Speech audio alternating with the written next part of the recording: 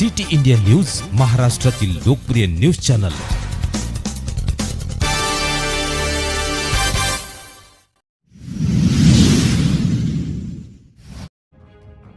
विद्यार्थ्यांना एका छताखाली अभ्यासाचं मूल्यमापन व्हावे, यातून विविध दालने खुले केले आमदार चंद्रकांत सोनवणे। अमर संस्था संचलित बालमोहन विद्यालयात विविध दालनाचं उद्घाटन आमदार चंद्रकांत सोनवणे, संस्थेचे अध्यक्ष चंद्रकांत पाटील, कृषी उत्पन्न बाजार समितीचे सभापती नरेंद्र पाटील, विकास पाटील, अमर संस्थेतील संचालक मंडळ, शिक्षक, शिक्षकेतर कर्मचारी यांच्या उपस्थितीत बालमोहन विद्यालयात विविध दालनाचे, यात विद्यार्थ्यांना आईचे महत्त्व कळाले पाहिजे, संगीत, कला, क्रीडा, शिवण क्लास, टेक्निशियन, गंमत जम्मत, विद्यार्थ्यांना एकच छताखाली अभ्यासाचं मूल्यमापन व्हावे यासाठी व सर्व गुणसंपन्न झाले पाहिजे, यातून विद्यार्थी घडत असतो व विद्यार्थ्यांना विविध कला गुणांचे वाव मिळाले पाहिजे आणि संस्थेच्या अध्यक्षांनी विद्येचे रोपटे जसे उगवले तसे शिक्षकांनी विद्यार्थ्यांनी घडवला पाहिजे। यातून विद्यार्थी एक चांगल्या पदावरती गेल्यावर ही माझी शाळा अशी आठवण काढत असतो व संस्थेसह शिक्षकांचे नाव मोठे होत असतात की आपल्या हातातून चांगला विद्यार्थी घडला, त्यांचा आनंद वाटतो। यावेळी विद्यार्थ्यांसह शिक्षकांना आमदार चंद्रकांत सोनवणे यांनी मार्गदर्शन केले।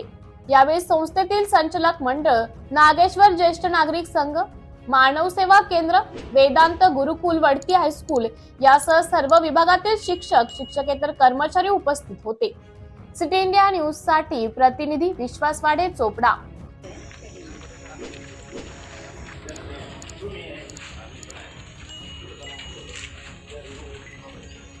आवडता सेक्शन आहे।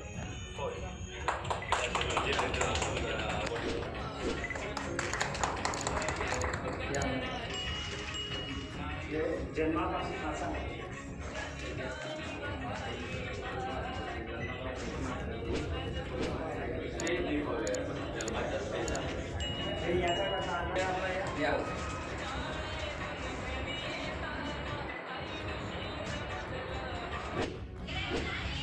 आणि सर्व अमर संस्थेच्या परिवाराच्या लोकांच्या भेटीगाठी हे निमित्त होतं।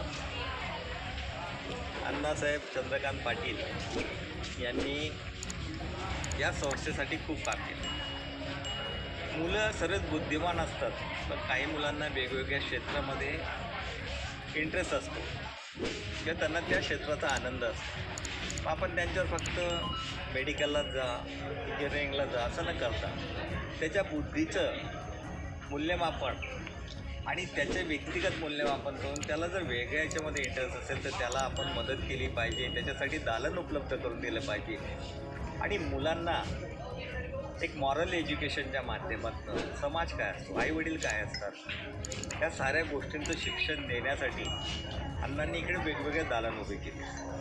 मग इथे पेंटिंगचं अतिशय सुंदर झालं आहे। नंतर हसत खेळत शिकामध्ये तुम्ही वेगवेगळे केमिकल एकत्र केल्यानंतर त्याचे काय रिॲक्शन होतात, बलूनमध्ये पाणी टाकून त्याला हीट केल्यानंतर बलूनमध्ये येणारी रिॲक्शन, ते एम्प्टी बलून, हे सर्व प्रयोग मुलांना प्रत्यक्ष त्यांनी केले पाहिजेत। मग पेंटिंगचं असेल किंवा आपल्या प्लंबिंगचे कामं असतील, ह्या सारे दालन मुलांसाठी ते उपलब्ध करतात। व्यक्ती घडत असताना त्याच्या जीवनामध्ये हे बदल लहानपणी जर आत्मसात त्याने केले तर भविष्यामध्ये चांगलं त्या गोष्टीमध्ये नैपुण्य प्राप्त करू शकतो।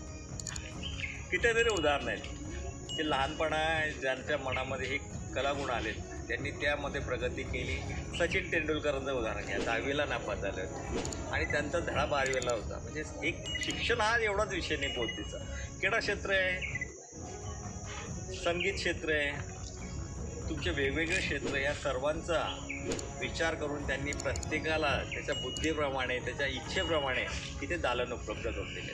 मग आमच्या महिला भगिनी असतात, त्यांना असं वाटतं की आपण बाहेरचे जे ब्लाऊज असतात, कपडे जे असतात ते शिवाय म्हणून ते एक दालन इथे उपलब्ध करतो। एवढंच नव्हे तर आपले आईवडील हे सर्वात मोठं आपल्यासाठी दैवत आहेत आणि ह्या आईवडील शेवटच्या क्षणाला जेव्हा म्हातारे होतात त्यावेळेला काही पालक त्यांना वृद्धाश्रमाला ठेवतात। तर लहानपणापासून मुलांच्या मनावर जर बिंबवलं की आई वडील जगात सर्वात श्रेष्ठ आहे आणि त्यांचं स्थान आहे वृद्धाश्रमात नाही, घरातच आहेत, आपल्या हृदयात आहे. ही भावना जर लहान मुलांच्या मनात रुजवली, वाढवली, तर आपल्याला वृद्धाश्रमाची गरज पडणार नाही. या दृष्टिकोन डोळ्यासमोर ठेवून त्यांनी आईसाठी सुद्धा एक दालन, मुलांना त्याचा अभ्यास व्हावा, प्रेम निर्माण व्हावं, आपुलकी निर्माण व्हावी, यासाठी एक दालन त्या ठिकाणी सुरू केले. क्रीडा क्षेत्रासाठी दालन नेलेलं आहे. त्यांनी बुद्धिबळाच्या स्पर्धा इथे घेतल्यात आणि बुद्धिबळाचे चांगले प्लेयरसुद्धा अमर संस्थेतनं तयार झाले. खो खो असेल, व्हॉलीबॉल असेल, कबड्डी असेल, याच्याही त्या काम कसं होईल, स्पोर्ट कसं वाढेल, यासाठी सुद्धा त्यांनी प्रयत्न केले. सामाजिक बांधिलकी जोपासत आहे. शिक्षणाबरोबरच समाजाची बांधिलकी जोपासत असताना ज्यांचं कोणीच नाही, ज्यांच्या डोक्यावर परिणाम झाला आहे, दिव्यांग बांधव, यांनाही आपण मदत केली पाहिजे म्हणून वेळेला इथे एक संस्था त्यांनी सुरू केली. जीवनातला खूप वेळ सामाजिक बांधिलकी जोपासण्यात त्यांची जाते. कुटुंबाला वेळ देत नाहीत.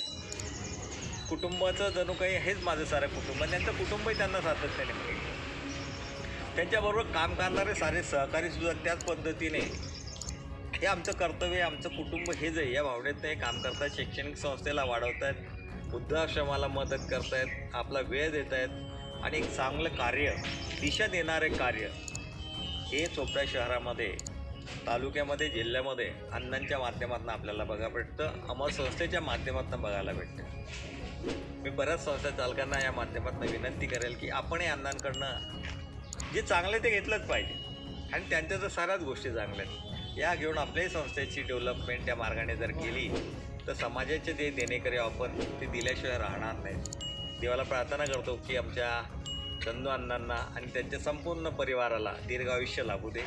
हे काम त्यांच्या हातून सातत्याने होते, एवढी शक्ती त्यांना दे. अडचणी येतात त्या अडचणीवर मात करण्याची शक्ती त्यांना दे, ही देवाला प्रार्थना करतो.